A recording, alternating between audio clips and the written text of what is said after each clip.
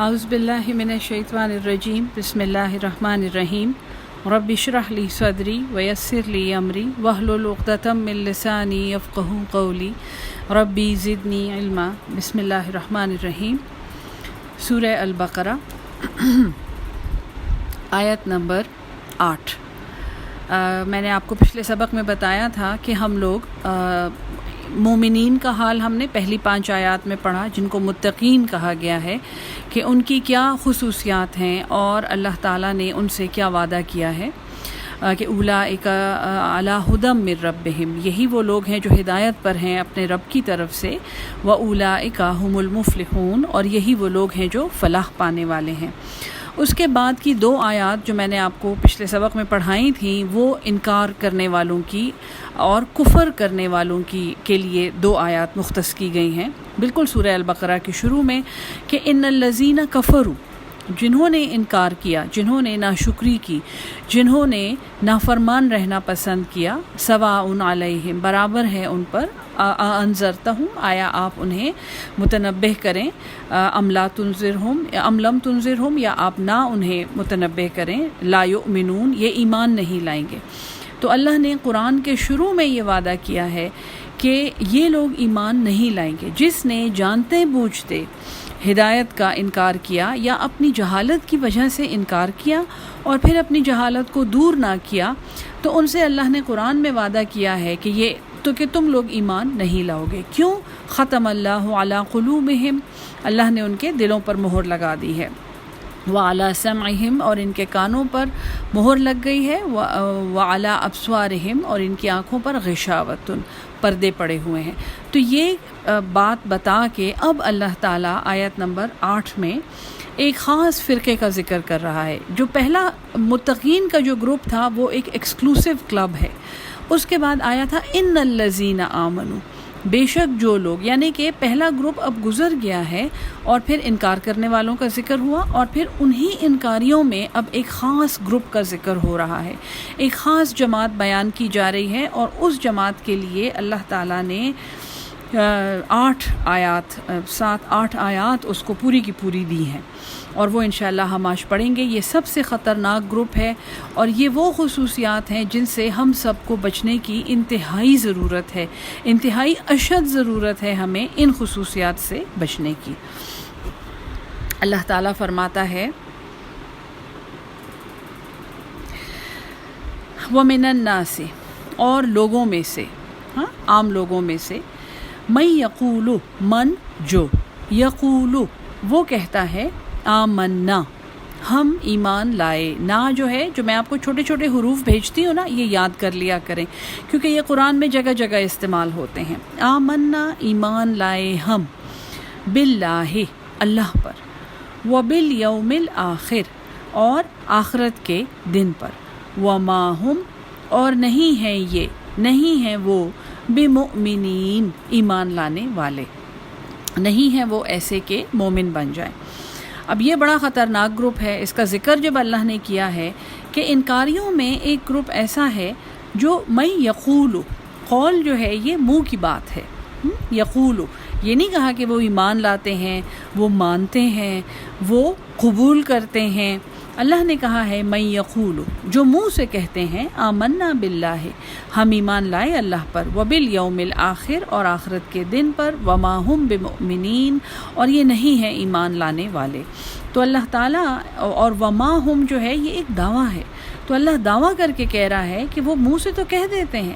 کہ ہم اللہ پر ایمان لائے، یعنی منہ سے کہہ دیا لا الہ الا اللہ، اللہ کے سوا کوئی معبود نہیں ہے۔ پھر اس کلمے کی ہم نفی کیسے کرتے ہیں؟ اگر ہم منہ سے یہ کہہ دیں کہ لا الہ الا اللہ،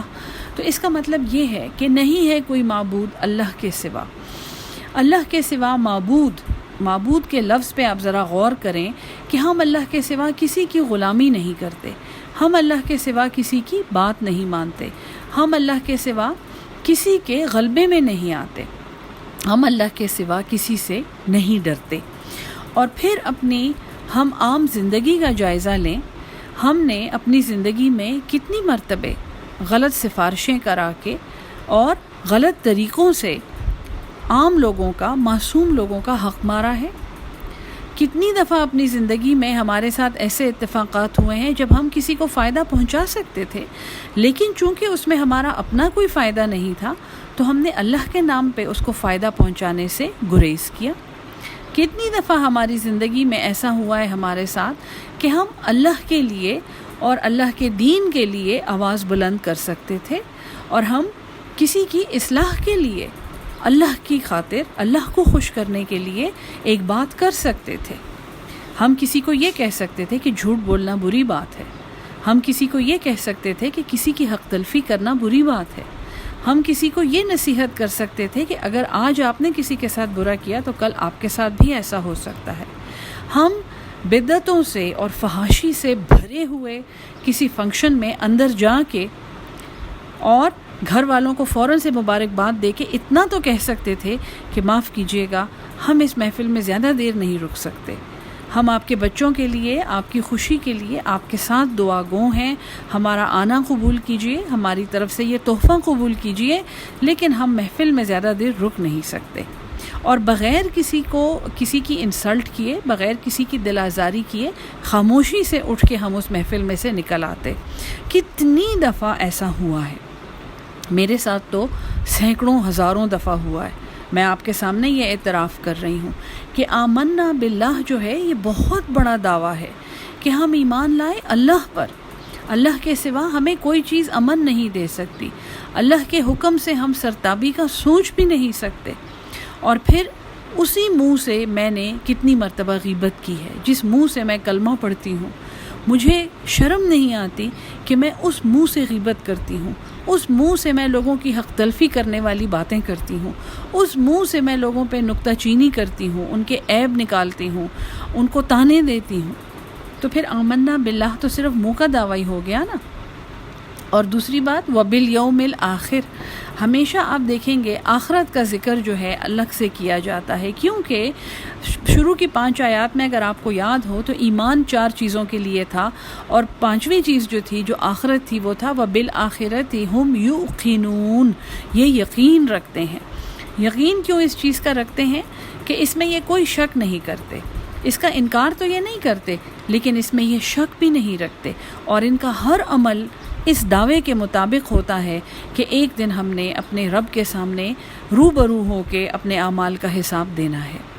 تو منافق کی جو پہلی شروع ہی میں اللہ تعالیٰ نے کہہ دیا کہ یہ منہ سے کہتے ہیں کہ ہم اللہ پر ایمان لائے اور آخرت کے دن پر، اور یہ ایمان لانے والے نہیں ہیں، ان کے عمل سے ظاہر ہو جاتا ہے کہ یہ ایمان لانے والے نہیں ہیں۔ اور جب یہ ایمان نہیں لاتے تو آخر یہ کیا سوچتے ہیں؟ اللہ تعالیٰ تو ظاہر ہے دلوں کے اندر بیٹھا ہوا ہے۔ یخادعون اللہ، خادع، خ دال عین، خدع کا مطلب ہے کسی کو کھلی آنکھوں سے دھوکہ دینا، خدع کا مطلب ہے کسی عیبدار چیز کو، اس کا برا حصہ چھپا کے اس عیبدار چیز کو ٹھیک چیز کی قیمت پہ بیچ دینا، یعنی کہ کھلی آنکھوں سے کسی کو دھوکہ دینا۔ خدع، یخادعون، وہ دھوکہ دیتے ہیں اللہ کو، والذین آمنوا، اور اللہ ایمان والوں کا ذکر اپنے ساتھ کرتا ہے کہ وہ مجھے بھی دھوکہ دیتے ہیں، اور جو مجھ پر ایمان لاتے ہیں وہ ان کو بھی دھوکہ دیتے ہیں۔ وہ اپنے منہ سے یہ دعویٰ کر کے اللہ اور ایمان لانے والوں کو دھوکہ دیتے ہیں۔ وما یخدعون، اور یہ نہیں دھوکہ دیتے، نہیں یہ دھوکہ دے سکتے، الا، مگر، انفسہم، اپنی جانوں کو، وما یشعرون، اور یہ شعور نہیں رکھتے، شعرا، شین عین را، ٹھیک ہے جی۔ اچھا، ایک چیز ہے عقل بہت بڑی چیز ہے۔ اب اگر ایک انسان کو، اور آپ ایک ہل میں جوتتے ہیں یا آپ اس کو رہٹ پہ گول گول ایک انسان کو گھمائیں، اور اس کے ساتھ ایک بیل بھی آپ اس میں باندھ دیں اور اس کو بھی گول گول گھماتے رہیں، تو انسان 20-25 چکر کھا کے کہے گا کہ یار میرا تو سر چکرا رہا ہے، اتنی دیر سے میں گول چکر لگا رہا ہوں، میں تو تھک گیا ہوں۔ انسان تھک گیا ہے اور اس کی عقل میں یہ بات آ گئی ہے کہ میں بے مقصد گول چکر لگا رہا ہوں، میں کہیں نہیں پہنچ رہا اور میں بہت تھک گیا ہوں۔ یہ عقل ہے۔ اس کے اپوزٹ آپ دیکھیں، ایک چیز ہے شعور۔ کہ جانور بھی اسی طرح چکر لگاتا رہتا ہے، بیل بھی چکر لگا رہا ہے انسان کے ساتھ، لیکن وہ چکر لگاتے ہوئے اس کو پتہ نہیں چلتا کہ وہ کیوں تھک رہا ہے۔ ہاں، اس کو یہ احساس ہوتا ہے کہ وہ تھک گیا ہے، شاید وہ ہانپنا شروع کر دے، شاید اس کو پیاس لگ جائے، شاید اس کے قدم سست پڑ جائیں، لیکن اس کے پاس عقل نہیں ہے، اس کو یہ سمجھ نہیں آئے گی کہ وہ کیوں تھک گیا ہے۔ تو اس جانور میں شعور تو ہے، اس میں عقل نہیں ہے۔ اللہ تعالیٰ جو لوگ اللہ کو دھوکہ دینے کا دعویٰ کرتے ہیں، جو منافق ہیں، ہم تو کہتے ہیں نا منافق بڑے انٹیلیجنٹ ہوتے ہیں، لوگوں کو دھوکہ دے دیتے ہیں، اللہ یہاں پہ یہ کہہ رہا ہے کہ ان میں تو بس جانوروں جتنا شعور ہی ہے، یہ جانور کی طرح یہ سمجھ تو لیتے ہیں کہ ہم تھک گئے ہیں، ہم خوش ہیں، ہمارا پیٹ بھر گیا، لیکن ان کو پتہ نہیں ہوتا کہ کیوں، اور نہ ہی ان کو اپنے عمل کے نتائج کا علم ہوتا ہے۔ بیل جو ہے یا گائے جو ہے، اس کو بھی اپنے عمل کے نتیجے کا علم نہیں ہوتا، وہ کوئی عمل بس کرتا رہتا ہے۔ تو منافقوں کے لیے اللہ تعالیٰ نے یہاں پہ جو بات استعمال کی ہے کہ وہ سمجھتے ہیں کہ وہ اللہ کو اور ایمان والوں کو دھوکہ دیتے ہیں، حالانکہ وہ دھوکہ اپنے سوا کسی کو نہیں دے رہے ہوتے۔ تو منافق کی سب سے بڑی بدقسمتی کیا ہے کہ وہ خود کو دھوکہ دیتا ہے، وہ یہ سمجھتا ہے کہ میں سب کو بیوقوف بنا رہا ہوں، حالانکہ حقیقت میں وہ خود کو بیوقوف بنا رہا ہوتا ہے، اور نہ صرف بیوقوف بنا رہا ہوتا ہے، چونکہ اس میں عقل نہیں ہوتی، اس کو اپنے ایکشن کا نتیجہ بھی نہیں پتہ ہوتا، اس کو اپنے ایکشن کا رزلٹ بھی نہیں پتہ ہوتا، اور وہ اس عمل کو کر کر کے آخر جہنم میں پہنچ جاتا ہے۔ فی قلوبہم مرض، فی میں، قلوبہم دلوں میں، ان کے، قلوبہم ان سب کے دلوں میں، مرض بیماری ہے۔ مرض، میں نے آپ کو کہا تھا نا کہ نفاق جو ہے یہ دل کی ایک بیماری ہے، اور میں نے آپ کو 2 چھوٹے چھوٹے لیکچر بھیجے تھے، خاص طور پہ مطہرۃ القلوب میں سے دل کو صاف کیا جائے، اور پیوریفیکیشن آف دا ہارٹ لکھنے والے شیخ حمزہ یوسف کا بھی میں نے آپ کو ایک کلپ بھیجا تھا چھوٹا سا یوٹیوب کا، جس میں انہوں نے اس ٹاپک پہ بات کی ہے، اس موضوع پہ۔ تو اللہ کہتا ہے ان کے دلوں میں مرض ہے۔ اب جس نے اپنے دل میں اس مرض کو جگہ دی، جس نے یہ سوچا کہ وہ اللہ کو یا اللہ کے بندوں کو دھوکہ دے سکتا ہے، جس نے یہ سوچا کہ وہ منہ سے کلمہ پڑھ کے مسلمان بن جائے گا اور لوگ اس کو مسلمان سمجھیں گے چاہے اس کا کوئی بھی عمل اسلام کے اور دین کے مطابق نہ ہو، جس نے یہ سوچا کہ وہ استغفر اللہ اور لا الہ الا اللہ معاذ اللہ کہہ کے آخرت کی بھلائی کما لے گا، چاہے اس کا عمل خالصتاً جہنم میں لے جانے والا ہو، اس نے اپنے دل میں ایک بیماری کو جگہ دی، اور وہ ہے نفاق کی بیماری، منافقت کی بیماری۔ اور نفاق میں نے آپ کو پڑھایا تھا نون فے قاف، جس کا مطلب ہے ایک سرنگ۔ تو اس انسان نے اپنی شخصیت میں ایک سرنگ پیدا کر لی،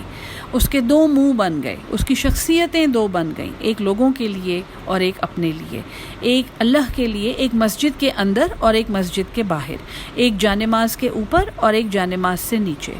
ایک نماز پڑھتے ہوئے اور ایک نماز میں سے باہر۔ اس شخص کی شخصیت جو ہے وہ فریکچر ہو گئی، وہ ٹوٹ گئی، 2 حصوں میں بٹ گئی۔ جیسے ہم کہتے ہیں نا دین اور دنیا، جو ہمارا یہ فلسفہ ہے نا دین اور دنیا، یہ وہ منافقت کی سرنگ ہے جس کو ہم نے اپنے دلوں میں جگہ دی ہوئی ہے کہ ہم نمازیں تو 5 وقت کی پڑھتے ہیں، لیکن کاروبار میں صرف جھوٹ بولتے ہیں، کہ ہم جمعے کی نماز کے لیے تو 1 گھنٹہ پہلے بھاگ جاتے ہیں اور غسل لیتے ہیں اور خوشبوئیں لگاتے ہیں، اور اس 1 گھنٹے میں ہم اپنی جائز نوکری نہیں کر رہے ہوتے، ہم جہاں سے روزی کماتے ہیں ہم وہ کام نہیں کر رہے ہوتے۔ اگر ہم ڈاکٹر ہیں تو ہمارے مریض ہمارے انتظار میں بیٹھے رہتے ہیں، اور انہیں یہ کہا جاتا ہے کہ ڈاکٹر صاحب جمعے کی نماز کی تیاری کے لیے تشریف لے گئے ہیں۔ اگر ہم کسی سرکاری نوکری میں ہیں، ہماری میزوں پہ فائلوں کے ڈھیر لگتے چلے جاتے ہیں، اور ہمارے سیکٹری اور کلرک لوگوں کو یہ کہتے ہیں کہ ڈاکٹر صاحب جو ہیں، ڈاکٹر صاحبہ یا ڈاکٹر صاحب چلے پہ ہیں اور سہروزے پہ ہیں اور نماز پڑھ رہے ہیں اور مسجد میں ہیں اور لمبی دعا مانگ رہے ہیں، وظیفہ فرما رہے ہیں، اگر ہم منہ سے کہتے ہیں کہ ہمیں آخرت سے بہت ڈر لگتا ہے اور ہم اللہ سے بہت ڈرتے ہیں، اور بے شک ہر امر جو ہے وہ اللہ کے ہاتھ میں ہے، اور پھر ہم اسی منہ سے لوگوں کو کہتے ہیں کہ پلیز کسی کو بلا کے ذرا چیک کرائیے ہم پہ کسی نے تعویذ تو نہیں کرا دیا، یعنی یہ جو ہمارے برے دن آ گئے ہیں، یہ کسی کے ہاتھ سے تو نہیں ہوئے ہمارے ساتھ، منہ سے تو ہم کہہ رہے ہیں لا الہ الا اللہ، اللہ کے سوا کوئی معبود نہیں، اللہ کے سوا کسی کا امر نہیں، لیکن اپنے ساتھ کیے ہوئے برے کا بدلہ ہم اللہ کی مخلوق سے لے رہے ہیں اور اللہ کی مخلوق پہ الزام لگا رہے ہیں۔ تو یہ ساری باتیں، یہ وہ شخصیت میں سرنگ پیدا کرنے والی باتیں ہیں، جس کے منہ پر کچھ ہو اور دل میں کچھ ہو، اور ایک منہ کسی کے لیے ہو اور دوسرا منہ کسی اور کے لیے ہو۔ یہ وہ سرنگ ہے، یہ وہ مرض ہے جس کے لیے اللہ نے قرآن میں وعدہ کیا ہے فزادہم اللہ، پس زیادہ زیادہ کر دیا، ہم ان کے لیے، ان کو، فزادہم اللہ، اللہ نے، اللہ خود وعدہ کر رہا ہے کہ میں نے بڑھا دیا ہے مرضن، مرض۔ اگر انہوں نے اپنے دل میں نفاق کے اس مرض کو جگہ دی تو پھر یہ صرف بڑھے گا، میں زبردستی ان کو ہدایت نہیں دوں گا۔ قرآن کے شروع میں اللہ نے وعدہ کر دیا ہے وَلَهُمْ، اور ان کے لیے عذاب علیم، ایک دردناک عذاب ہے۔ یاد ہے اگر آپ کو، انکار کرنے والوں کے لیے کیا تھا؟ عذاب عظیم، بہت بڑا عذاب ہے۔ ان لوگوں کے لیے عذاب علیم، اور پھر اس علیم کو اللہ تعالیٰ نے آگے جوڑا ہوا ہے، علیم بما کانوا، بسبب اس کے جو وہ کرتے تھے، یکذبون، جھوٹ بولتے تھے۔ تو جھوٹ کی سزا، لوگ کہتے ہیں نا قرآن میں کہاں جھوٹ کی سزا بیان ہوئی ہے؟ یہ جی ابھی آیت نمبر 10، ابھی ہم 10ویں آیت پہ پہنچے ہیں اور جھوٹ کی سزا اللہ نے بتا دی ہے۔ خود سے جھوٹ بولنا، لوگوں سے جھوٹ بولنا، معصوم انسانوں سے کی حق تلفی کرنا، ان سے جھوٹ بولنا، اور سب سے بڑھ کے اللہ سے جھوٹ بولنا۔ اللہ کہتے ہیں کہ وَلَهُمْ عَذَابٌ عَلِيمٌ بِمَا كَانُوا يَكْسِبُونَ۔ اب اللہ ان کی نشانیاں بتا رہا ہے، بڑی خطرناک باتیں میں نے آپ کو ساری بتا دی ہیں، اور ان باتوں میں میں کہتی ہوں قرآن کے آئینے میں صرف خود کو دیکھنا چاہیے، کسی کو نہ جج کریں، کسی کے بارے میں نہ سوچیں، صرف اپنے آپ کو اس آئینے میں رکھ کے دیکھیں۔ اللہ فرماتا ہے نشانی بتاتے ہوئے وَإِذَا قِيلَ لَهُمْ، اور جب انہیں کہا جاتا ہے لا تفسدوا، لا نہیں، تو تم، فسادہ، فساد، خرابی پیدا کرو، لا تفسدو، نہ تم خرابی پیدا کرو، فی الارض، زمین میں، زمین میں کسی بھی قسم کا فساد، یاد رکھیں زمین میں کوڑا پھینکنا بھی ایک فساد ہے، اللہ کی زمین کو گندا کرنا، اللہ کے خوبصورت دریاؤں میں گندگی بہانا، اللہ کے خوبصورت ہرے بھرے پودوں کو کاٹنا، اللہ تعالیٰ کی کسی بھی نعمت کا اس طرح انکار کرنا کہ اس سے پھر کوئی اور فائدہ نہ اٹھا سکے، ملاوٹ کرنا، ہر چیز فساد جو ہے نا جی، یہ ٹینکوں سے اور بموں سے فساد تو ابھی پہلی جنگ عظیم سے شروع ہوا ہے، ابھی اس کو 100 سال بھی نہیں ہوئے، ہزاروں سالوں سے جو فساد اس زمین میں چل رہا ہے، اور آج کل جو فساد سب سے بڑا، سب سے خوفناک شکل اختیار کر گیا ہے وہ گندگی کا فساد ہے۔ ہم اپنے کوڑے میں، اپنی گندگی میں ڈوب رہے ہیں، ہم نے اپنے ماحول کو تباہ کر لیا ہے، ہماری زمین اس وقت خطرے میں ہے کہ آیا اس پر ہم اگلے 100 سال میں زندگی بھی اس پر ممکن ہوگی کہ نہیں۔ تو جب انہیں کہا جاتا ہے کہ فساد نہ کرو فی الارض، تو یہ کیا کہتے ہیں؟ قالو، وہ کہتے ہیں انما، اس کے سوا نہیں ہے، نحنو، ہم ہی، مصلحون، ہم تو اصلاح کرنے والے ہیں، ہم تو ڈیموکریسی لا رہے ہیں، ہم تو امن لا رہے ہیں، ہم تو ہیومن رائٹس کی باتیں کر رہے ہیں، ہم تو اپنے آباء و اجداد کی زمین چھین رہے ہیں ان سے، یہ تو ہمارا حق ہے، اگر ہم یہ نہیں کریں گے تو فساد تو بڑھتا ہی چلا جائے گا۔ اگر ہم نے اپنے رشتہ داروں کو یہ نوکری نہ دی تو پھر ہم کیسے اس ڈپارٹمنٹ پہ اپنا کنٹرول رکھ سکیں گے؟ پھر ہمیں کون پہچانے گا؟ ہم تو اصلاح کر رہے ہیں جی، اس کی مجھے مثال دینے کی ضرورت نہیں ہے، ہم تو صاف صاف بات لوگوں کے منہ پر کرتے ہیں، اب اگر انہیں بری لگتی ہے تو وہ ان کی اپنی مرضی ہے، ہم تو صاف بات کرتے ہیں، لوگوں کو تو آپ صاف بات کہہ دیتے ہیں، کبھی آپ نے اپنے دل میں اپنے آپ سے صاف صاف اور کھلی کھلی اور سفید سفید باتیں کی ہیں؟ کبھی بھی نہیں کی ہوں گی، میں آپ کو بتا رہی ہوں، اپنے دل سے آپ کو بتا رہی ہوں، میں بھی آپ جیسی بندی ہوں۔ تو جب انہیں کہا جاتا ہے کہ زمین میں فساد نہ کرو تو یہ کہتے ہیں کہ بے شک صرف ہم ہی اصلاح کرنے والے ہیں۔ ان کے بارے میں اللہ کیا کہتا ہے؟ الا، خبردار، انہم، بے شک وہ ہی، ہم، وہ ہی، 2 دفعہ، المفسدون، یہ فساد کرنے والے ہیں، ولیکن، اور لیکن، لا یشعرون، شعور نہیں رکھتے۔ وہی بات ہے، یہ فسادی جو ہے نا، یہ منافق یہ سمجھتے ہیں کہ ان کی خرابیوں کی کسی کو خبر نہیں ہوتی، عنقریب یہ خود ہی اپنے پھینکے ہوئے کوڑے میں ڈوبیں گے، اپنے ہی آلودہ کیے ہوئے دریاؤں سے انہیں پانی پینا پڑے گا، اپنے ہی ٹوائلٹ کا فضلہ یہ جس دریا میں ڈال رہے ہیں اس دریا سے یہ اپنے کھیتوں کو سیراب کر رہے ہوں گے۔ عنقریب اپنے محلوں کو قائم رکھنے کے لیے جن غریبوں پر یہ ظلم کرتے ہیں، انہیں مارتے پیٹتے ہیں، انہی غریبوں سے ان کا واسطہ آئے گا اور ان کو انہی غریبوں کی ضرورت پڑے گی کہ ان کی اپنی سلامتی خطرے میں پڑ جائے گی۔ تو اللہ کہتا ہے کہ یہ خود ہی فسادی ہیں لیکن یہ شعور نہیں رکھتے۔ دوسری نشانی وَإِذَا قِيلَ لَهُمْ، اور جب انہیں کہا جاتا ہے آمنو، ایمان لے آؤ، کما آمن الناس، جیسے عام لوگ ایمان لاتے ہیں، سیدھے سیدھے لوگ، معصوم لوگ، قالو، وہ کہتے ہیں انؤمنو، آیا ہم ایمان لائیں، کما، جیسا کہ آمن السفہاء، یہ بے وقوف ایمان لائے ہیں۔ سین فے ہے صفح، سفیح کا مطلب ہے مدہوش، جسے اپنے برے بھلے کی خبر نہ ہو، ایک بے وقوف انسان۔ تو یہ معصوم ایمان والوں کو، معصوم لوگ جو اللہ کی عبادت کرتے ہیں، سچ بولتے ہیں، ہر معاملہ سیدھا کرنے کی کوشش کرتے ہیں، کسی کا حق نہیں مارتے، سادہ زندگیاں گزارتے ہیں، رشوت نہیں لیتے، سفارش نہیں کراتے، بینک کی اسکیموں میں سود نہیں لیتے، رنگ برنگی گاڑیوں میں سود پہ گاڑیاں نکال کے نہیں پھر رہے ہوتے، ان لوگوں کے بارے میں جب انہیں کہا جاتا ہے یار ایسے بن جائیں، ایسے معصوم سادے سے، دیکھو کتنے اچھے ایماندار لوگ ہیں، تو یہ کہتے ہیں کیا ہم ان جیسے بن جائیں، ایسے بے وقوف بن جائیں؟ الا، خبردار، انہم، بے شک وہ، ہم السفہاء، وہی بے وقوف ہیں جو ایمان والوں کو بے وقوف اور سفیہ سمجھتے ہیں، اصل میں وہ بے وقوفی ان کی اپنی ہے، ولکن لا یعلمون، اور لیکن یہ علم نہیں رکھتے۔ پہلے گروہ کے لیے تو جو بڑے دعوے کرتے ہیں کہ ہم اصلاح کرنے والے ہیں، اللہ کہتا ہے وَلَٰكِن لَا يَشْعُرُونَ، یہ شعور نہیں رکھتے۔ دوسرے گروہ کے لیے اللہ کہتا ہے وَلَٰكِن لَا يَعْلَمُونَ، یعنی کہ یہ معصوم ایمان والوں جیسا ایمان سیکھنا جو ہے یہ کسی علم کے اندر ہے، اور یہ کون سا علم ہے؟ یہ قرآن کا علم ہے۔ ٹھیک ہے، سیدھی سیدھی بات ہے، وہ بات یہاں سے سمجھ آ جاتی ہے کہ ایمان والے کون ہیں۔ ایمان والے وہ ہیں جن کو اللہ کے احکامات کا علم ہے، جن کو آخرت کے بارے میں یقین ہے، اور وہ یقین ان کو کہاں سے مل گیا؟ انہوں نے قرآن پڑھا ہوا ہے۔ تو یہ لوگ علم نہیں رکھتے۔ پھر تیسری نشانی وَإِذَا لَقُوا الَّذِينَ آمَنُوا، اور جب یہ ملاقات کرتے ہیں ان لوگوں سے جو ایمان لائے، قالوا، یہ کہتے ہیں آمنا، ہم ایمان لائے۔ جب ایسی محفلوں میں بیٹھے ہوتے ہیں جہاں پڑھے لکھے ایمان والے بیٹھے ہیں جی، بڑی امپریسو باتیں کر رہے ہیں، ماشاءاللہ بڑے بڑے شہ سوار ہیں اس میدان کے، عمر سلیمان ہیں، نعمان علی خان ہیں، میڈم فرحت ہاشمی ہیں، شیخ حمزہ یوسف ہیں، اور کیا شیخ عامر سہیل ہیں، کتنے لوگ ہیں جن کے ساتھ بیٹھ کے انسان کا دل خوش ہو جاتا ہے، سبحان اللہ،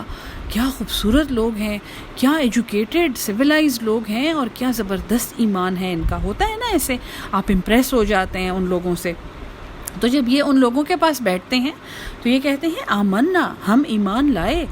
وَإِذَا خَلَوْا، اور جب یہ اکیلے ہوتے ہیں، خالا یا خالا الف، خالی ہونا، اکیلے ہونا، تخلیے میں ہونا، وَإِذَا خَلَوْا إِلَىٰ شَيَاطِينِهِمْ، اپنے شیطانوں کے پاس۔ انسان کا سب سے بڑا شیطان کون ہے؟ میں آپ کو بتا چکی ہوں، اس کا نفس ہے۔ دوسرا بڑا شیطان کون ہے؟ لوگ کیا کہیں گے، وہ اس کے وہ دوست ہیں جن کی باتیں اسے میٹر کرتی ہیں، جن کی باتوں کے بارے میں وہ سوچتا ہے۔ تیسرا شیطان کون ہے؟ گندا شیطان، جن والا شیطان ہے جو ہر انسان کے ساتھ لگا ہوا ہے، اور وہ کیا کرتا ہے؟ انسان کے دل میں وسوسے ڈالتا ہے۔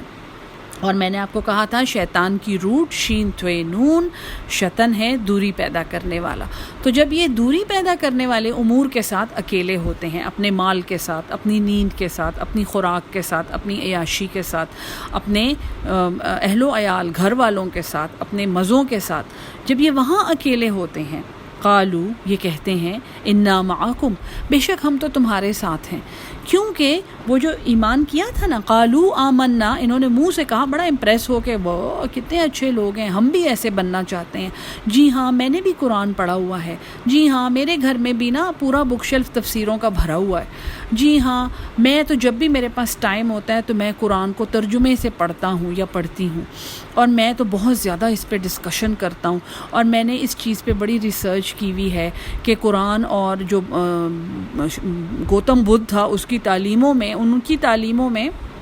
کیا چیز مشترک ہے۔ میں تو بہت زیادہ مطلب کہ ایمان والا ہوں، ٹھیک ہے نا، یہ منہ کی باتیں ہیں ساری حضور،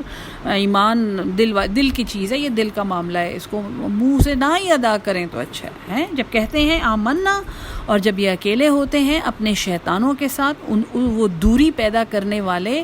مردود جو ہیں، ان کا اپنا نفس ہے، ان کے اپنے دوست ہیں، ان کے اپنے خاندان ہیں، ان کے اپنے گھر ہیں، ان کا اپنا مال ہے، ان کے اپنے کاروبار ہیں، تو یہ کہتے ہیں انا معکم بے شک ہم تو تمہارے ساتھ ہیں، انما نحن مستہزئون، اور جب وہ ان کو کہتے ہیں کہ اچھا وہاں تو بیٹھ کے بڑے دعوے کر رہے تھے کہ میں تو ایمان والا ہوں، میں نے تو بڑی تفسیریں پڑھی ہوئی ہیں، تو کہتے ہیں ہم تو صرف مذاق کر رہے تھے۔ استہزاء طنز کرنا، ہزیا، ٹھیک ہے، ایک ایسا مذاق جس میں دوسرے کی دل آزاری ہو، دوسرے پہ نکتہ چینی ہو، دوسرے پہ طنز ہو۔ انما نحن مستہزئون بے شک ہم تو مذاق کر رہے تھے،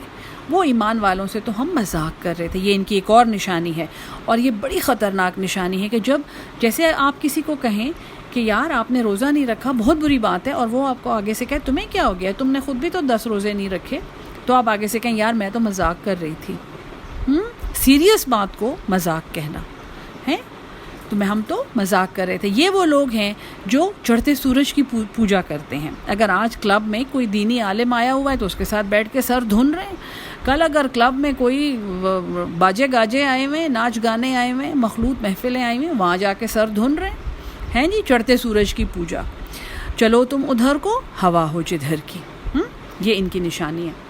اللہ کہتا ہے اللہ یستہزئ بہم، اللہ بڑے غصے میں کہہ رہا ہے کہ اللہ مذاق اڑاتا ہے ان کا، اللہ مذاق کرتا ہے ان کے ساتھ، اور کیا پھر اللہ کا تو پھر مذاق بھی بڑا ہی خطرناک ہوگا، کوئی معمولی مذاق تو نہیں ہوگا۔ وہ کیا ہے؟ وَيَمُدُّهُمْ، وا اور یمد، میم دال دال، مدد، مد لگا دینا الف کے اوپر، جب ہم مدد لگاتے ہیں کیا بن جاتا؟ الف زبر آ، الف مد آ، وہ بڑھا دیتا ہے ان کو، وہ مدد کرتا ہے ان کی، فی طغیانہم، ان کی سرکشی میں۔ بڑے بنتے ہیں نا، یہ بڑے اسپیشل بنتے ہیں، بڑی باتیں کرتے ہیں، اللہ ان کی مدد کرتا ہے، اللہ ان کو منہ کے بل گراتا نہیں ہے، اللہ ان کے سر پہ ہتھوڑا مار کے انہیں ہدایت نہیں دیتا۔ اللہ کی ہدایت کوئی ایسی ادھر ادھر پڑی ہوئی بیکار چیپ چیز نہیں ہے، وہ بہت قیمتی چیز ہے، اس کو بہت ڈھونڈنا پڑتا ہے، اس کے پیچھے بہت محنت کرنی پڑتی ہے، اس کے لیے نفس کی قربانی دینی پڑتی ہے۔ تو اے نفس کے بندے، اگر نفس کے بندے بن ہی گئے ہو اور وہ نشانیاں پوری کر دی ہیں، اب اللہ تمہارا مذاق اڑائے گا، اور کیا کرے گا؟ تمہیں بڑھائے گا وہ تمہاری سرکشی میں، یعمہون، عین میم یا عمیہ، اندھے ہو رہے ہیں۔ اللہ ان کو ان کی سرکشی میں ان کو اتنا ڈھیل دیتا ہے اور ان کو اتنا آگے بڑھاتا ہے کہ یہ اس میں اندھے ہو جاتے ہیں، دیکھنے کی صلاحیت سے، اچھی چیز کو دیکھنے کی صلاحیت سے محروم ہو جاتے ہیں۔ اب اللہ کہتا ہے اولئک الذین، یہی وہ لوگ ہیں، اشتروا الضلالہ، جنہوں نے شین را یا شریا خرید لی گمراہی، یہ وہ لوگ ہیں جنہوں نے خرید لی الضلالہ گمراہی، ضالین والا ضلالہ ہے، بالہدا ہدایت کے بدلے میں، فما ربحت تجارتہم، پس کوئی نفع نہ دیا ان کو ان کی تجارت نے، وما کانوا مہتدین، اور نہ ہی یہ ہدایت پانے والے ہیں۔